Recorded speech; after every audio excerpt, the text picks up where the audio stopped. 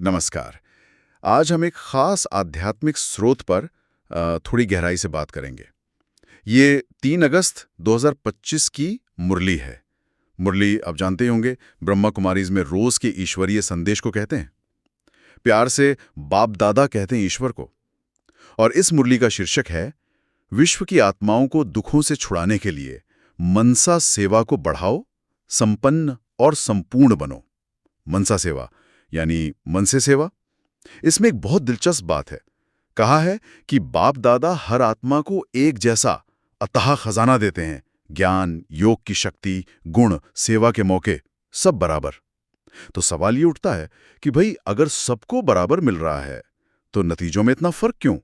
कोई आगे कोई पीछे, ऐसा क्यों? चलिए इसी पर आज थोड़ी चर्चा करते हैं। समझते हैं कि ये खजाने बढ़ाने और जमा करने का असल मतलब क्या है। तो पहला सवाल यही, जो सबसे बड़ा भी है, दाता एक, खजाना एक जैसा अथाह, फिर भी कोई नंबर 1 कोई नंबर वार, ये कैसे? हाँ, ये सवाल तो देखिए मन में आता ही है और इसका जवाब मुरली में बहुत साफ है। बात सिर्फ मिलने की नहीं है बल्कि उसे धारण करने की है। मतलब अपने जीवन में कितना उतारा, कितना इस्तेमाल किया।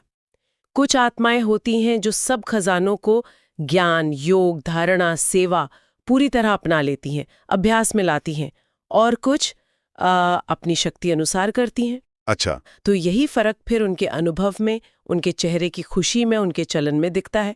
जो भरपूर होते हैं ना, वो सचमुच जैसे बेफिक्र बादशाह, हल्के, शक्तिशाली। तो ये सिर्फ इंटेलेक्ट का खेल नहीं बल्कि एम्बॉडीमेंट की बात है, उसे जीना।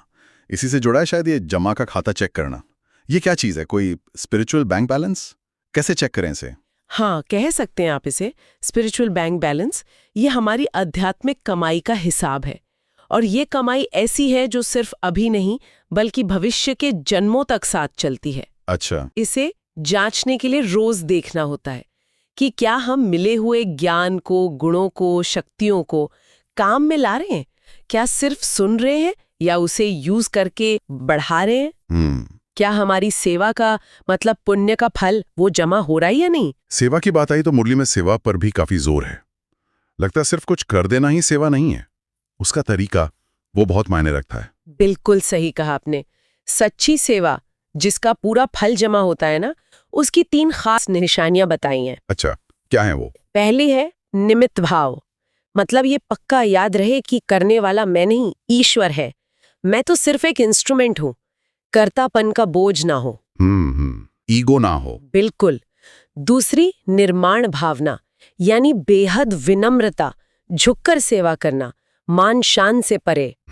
और तीसरी निर्मल स्वभाव और निर्मल वाणी, पवित्रता, मन में भी, बोलने में भी, करने में मिठास हो, सफाई हो। वाह। अगर सेवा करते हुए और करने के बाद सेवा करने वाले का मन भी खुश और जिनकी हुई उनका मन भी संतुष्ट, तब समझो 100% जमा हुआ। और अगर खुशी गायब हो गई, बोझ लगा, तो जमा भी कम हो जाता है। खुशी चली गई तो प्राप्ति भी कम हो गई ना। ये निमित्त भाव और निर्माणता, ये सुनने में ऊंचे आदर्श हैं, पर प्रैक्टिकली रोज की लाइफ में कितना चैलेंजिंग हो सकता है ये? चैलेंजिंग तो है, और यहीं तो पुरुषार्थ की बात आती है। मतलब लगातार अभ्यास, लगन। इसी से जुड़ी एक और बात है शक्तियों की। मुरली में कहा है ज्ञान, योग यानी शक्ति, धारणा यानी गुण, और सेवा, चारों में खाता जमा हो। चारों में? हाँ। योग मतलब सिर्फ बैठना नहीं, सर्वशक्तियों का खजाना। तो मास्टर सर्वशक्तिमान कौन, जो जरूरत के समय सही शक्ति को, जैसे सहन शक्ति चाहिए या सामना करने की शक्ति चाहिए, उसे तुरंत ऑर्डर पर हाजिर कर सके? तुरंत, हाँ तुरंत। अगर मुश्किल निकल गई और फिर याद आया कि अरे मुझे तो सहन करना था या सामना करना था, तो मालिक कैसे हुए? बात तो सही है, वो तो फिर लेट हो गया। जी, ये एक तरह की स्पिरिचुअल मसल मेमोरी बनाने जैसी बात है। ये अच्छा समझाया आपने। अच्छा, एक और तरीका था जो आसान लग रहा था, दुआएं लेना और देना। पर यहाँ एक प्रैक्टिकल सवाल है कि अगर कोई हमारे साथ मान लीजिए गलत कर रहा है, तो उसे दुआ कैसे दें? मन में तो गुस्सा या दुख आता है ना। हाँ, ये दुविधा आती है, स्वाभाविक है। लेकिन इसके लिए मुरली में समझना और समाना, इसका बहुत सुंदर फर्क बताया है। समझना और समाना क्या मतलब? देखिए, किसी की गलती को या कोई बुरी बात को समझना कि हाँ ये गलत है, ये तो विवेक है, समझदारी है, ये जरूरी है।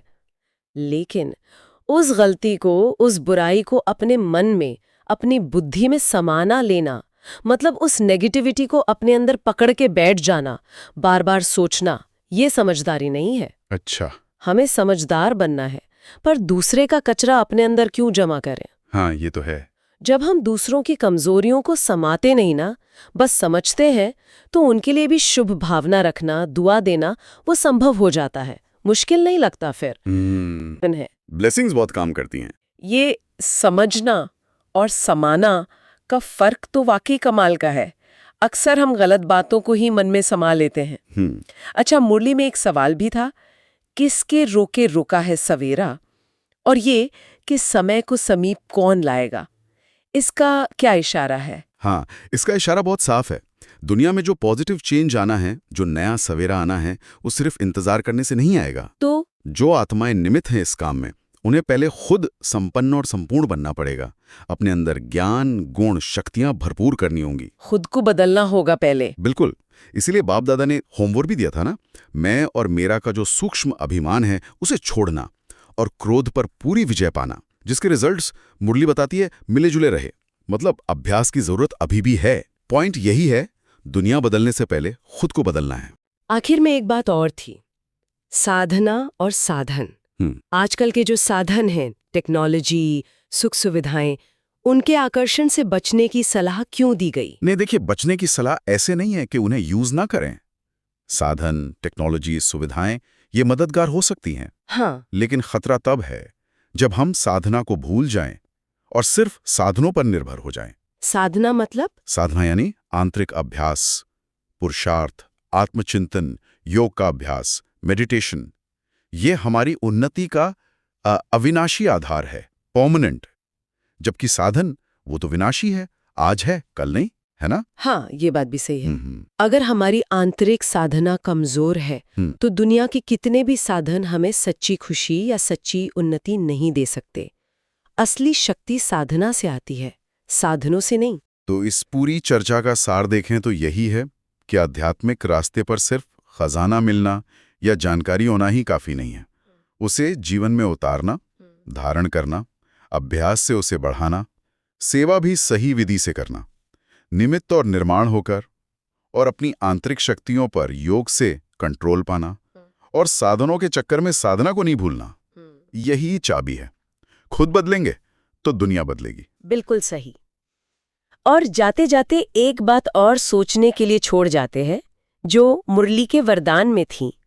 वरदान कहता है कि सच्ची साफ दिल वाली आत्माएं ही नंबर 1 बनती हैं, भले उनके पास दुनियावी चतुराई बहुत न हो या सेवा का बड़ा तामझाम न हो। अच्छा, सच्ची साफ दिल। हाँ, क्योंकि सच्चे दिल की सेवा या सच्चे दिल से निकली बात वो सीधे दिल तक पहुंचती है, उसका असर गहरा होता है। तो सोचने वाली बात यह है कि इस सच्ची साफ दिल को डेवलप करने का असल मतलब क्या है?